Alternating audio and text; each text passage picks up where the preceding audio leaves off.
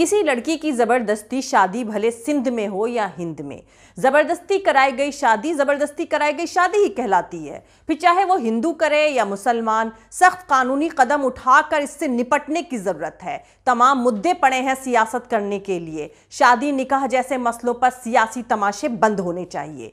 पर भारत में बीजेपी से जुड़े ग्रुप और ऑर्गेनाइजेशन इंटरकास्ट मैरिज, जिसमें हिंदू लड़की मुसलमान लड़के से शादी करती है, उसे लव जिहाद का नाम दिया जाता है। आप में से तमाम लोगों को पता होगा और हो सकता है बहुत सारे लोग नहीं जानते हो कि अरबी के वर्ड जिहाद का वही मतलब है जो हिंदी में संघर्ष का मतलब है, और अंग्रेजी में जिहाद का मतलब है स्ट्रगल। जिहाद हो या संघर्ष, दोनों के मानने वाले कहते हैं कि यह बुराई पर अच्छाई की जीत की कोशिश है। इस एतबार से तो हिंदू मुस्लिम झगड़े से अलग हर शादी ही लव जिहाद है।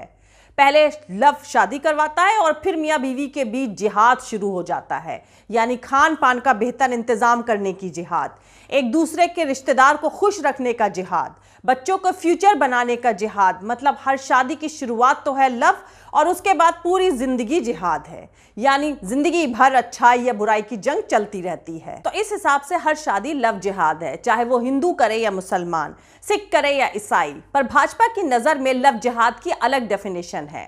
ताजा मामला है famous Indian jewellery brand Tanishq का। दरअसल तनिष्क ने अपना एक एड यूट्यूब पर अपलोड किया था। यह एड अलग अलग कम्युनिटी के शादीशुदा जोड़े से जुड़ा हुआ था। इस एड में मुस्लिम ससुराल में एक हिंदू लड़की की गोद भराई की रस्म दिखाई गई थी। पर सोशल मीडिया पर राइट विंग के अकाउंट से लगातार हो रहे क्रिटिसिज्म के बाद तनिष्क ने अपने इस एड का वीडियो डिलीट कर दिया है। राइट विंग यानी भाजपा से जुड़े लोगों को इस एड में भी लव जिहाद दिख रहा है। उनके हिसाब से तनिष्क के इस एड से लव जिहाद को बढ़ावा मिलेगा। यूट्यूब पर तनिष्क के इस वीडियो के डिस्क्रिप्शन में लिखा था, उसकी शादी एक ऐसी फैमिली में हुई है जो उसे अपनी बच्ची की तरह प्यार करते हैं और सिर्फ उसकी खुशी के लिए वो एक ऐसी रस्म ऑर्गेनाइज करते हैं जो आमतौर पर उनके यहाँ नहीं होती है। दो अलग अलग मजहब, ट्रेडिशन और कल्चर का एक खूबसूरत संगम था ये एड। 43 सेकंड के इस एड एकत्वम यानी एकता नाम की एक ज्वेलरी रेंज की पब्लिसिटी के लिए तनिष्क के सोशल मीडिया चैनलों पर पोस्ट किया गया था। लेकिन हिंदू और मुसलमानों के बीच प्यार, मोहब्बत और भाईचारे से सबसे ज्यादा डरने वाले, नफरत को अपना बिजनेस बना चुके बीजेपी के सियासतदान हिंदू मुस्लिम के बीच एकता, भाईचारे, प्यार, मोहब्बत को देखकर घबरा जाते हैं, डरने लगते हैं, क्योंकि उनको अपनी नफरत फैलाकर हासिल करी गई सत्ता डगमगाती हुई दिखने लगती है। तो ऐसे लोगों को तनिष्क का इतना खूबसूरत वीडियो कैसे बर्दाश्त होता। तनिष्क कंपनी ने मिल रही धमकियों के चलते पहले यूट्यूब और फेसबुक पर लाइक, डिसलाइक और कमेंट के ऑप्शन बंद कर दिए, फिर वीडियो को ही डिलीट कर दिया। बड़ा प्यारा सा कमर्शियल वीडियो था तनिष्क का, बेहद खूबसूरत, दो मजहबों के बीच आपसी प्यार को उभारता हुआ। पर नफरत की दबंगई का असर देखिए, तनिष्क को वो कमर्शियल एड हटाना पड़ा। ये तनिष्क की हार नहीं है, बल्कि भारत के कॉन्स्टिट्यूशन पर यकीन रखने वाले हर शख्स के मुंह पर जोरदार तमाचा है। हम इतने इनटॉलरेंट हो चुकी सोसाइटी में रहते हैं जहां मजहब के नाम पर सिर्फ मार काट हो सकती है, प्यार नहीं। रिश्ते हैं कुछ नए नए, धागे हैं ये कच्चे पक्के, अपनेपन से इन्हें सहलाएंगे, प्यार पिरोते जाएंगे। एक से दूजा सिरा जोड़ लेंगे, एक बंधन बुनते जाएंगे। माँ, ये रस्म तो आपके घर पे होती भी नहीं है ना? पर बिटिया को खुश रखने की रस्म तो हर घर में होती है ना। एक जो हुए हम तो क्या ना कर जाएंगे। दरअसल बीजेपी अच्छी तरह जानती है कि वो एजुकेशन, हॉस्पिटल और रोजगार जैसे डेवलपमेंट के मुद्दों पर आम जनता से वोट नहीं मांग सकती है। चुनाव जीतने के लिए उसके पास सिर्फ एक ही हथियार है, कम्युनल पोलराइजेशन। और इसी कम्युनल पोलराइजेशन के सियासी खेल को और आगे बढ़ाते हुए बीजेपी लव जिहाद जैसे तमाशे को वजूद में लाई है। जबकि मोदी सरकार ने कहा है कि लव जिहाद की कोई तय कानूनी डेफिनेशन है ही नहीं। मोदी सरकार ने लोकसभा में कहा था कि किसी भी सेंट्रल गवर्नमेंट जांच एजेंसी ने लव जिहाद का कोई मामला दर्ज नहीं किया है। दरअसल लोकसभा में पूछे गए एक सवाल के जवाब में गृह राज्य मंत्री किशन रेड्डी जी ने इंडियन कॉन्स्टिट्यूशन के आर्टिकल 25 का हवाला देते हुए कहा था कि भारत में सभी को मजहबी आजादी है।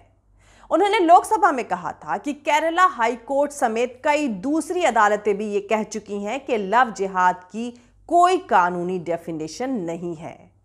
किसी भी सेंट्रल एजेंसी ने लव जिहाद का कोई मामला आज तक दर्ज नहीं किया है।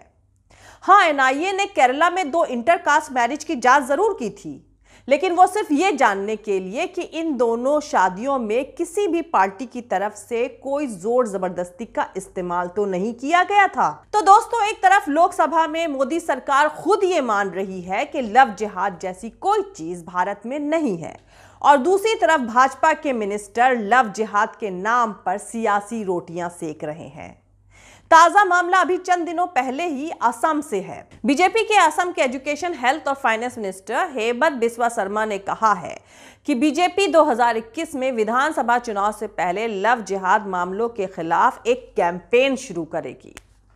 डिब्रूगढ़ में पार्टी की महिला मोर्चा की एक बैठक में शर्मा ने दावा किया कि सोशल मीडिया लव जिहाद का नया फंदा है, जिसके चलते असम की लड़कियां मुसलमान लड़कों के हाथों लव जिहाद का शिकार हो रही हैं।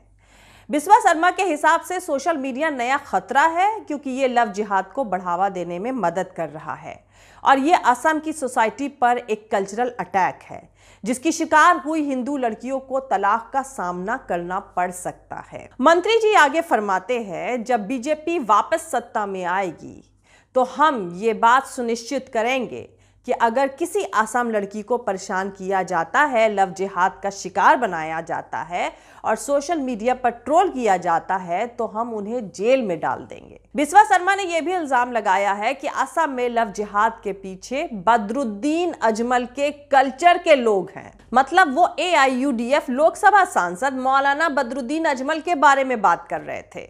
बदरुद्दीन अजमल की party AIUDF, all India United democratic front को लोअर असम में बंगाली मुसलमानों का काफी सपोर्ट हासिल है, जिन्हें अक्सर बांग्लादेश से आए इलीगल इमिग्रेंट के तौर पर देखा जाता है। बिस्वा शर्मा आगे कहते हैं कि 500 या 600 साल पहले राष्ट्र औरंगजेब और बाबर का सामना कर रहा था। अब हमारे सामने उसी तरह की चुनौती है। इस मॉडर्न दौर में हमारे पास अजमल जैसी प्रॉब्लम है। हमारे असमिया सोसाइटी को अजमल के कल्चर से खतरा है। लोअर और मिडिल असम में असमिया कल्चर तबाह हो चुका है। बिस्वा शर्मा ने यहां पर इल्जाम लगाया कि काजीरंगा में एक सींग वाले गेंडों की हत्या के पीछे बंगाली मुसलमानों का हाथ रहा है। उन्होंने दावा किया कि पिछले कुछ सालों से ऐसे आरोपों में कई लोगों को गिरफ्तार किया गया है, ये दावा करते हुए कि राज्य की 65% आबादी जो भारतीय ओरिजिन की है, 35% वाली अजमल की कल्चर को हराएगी।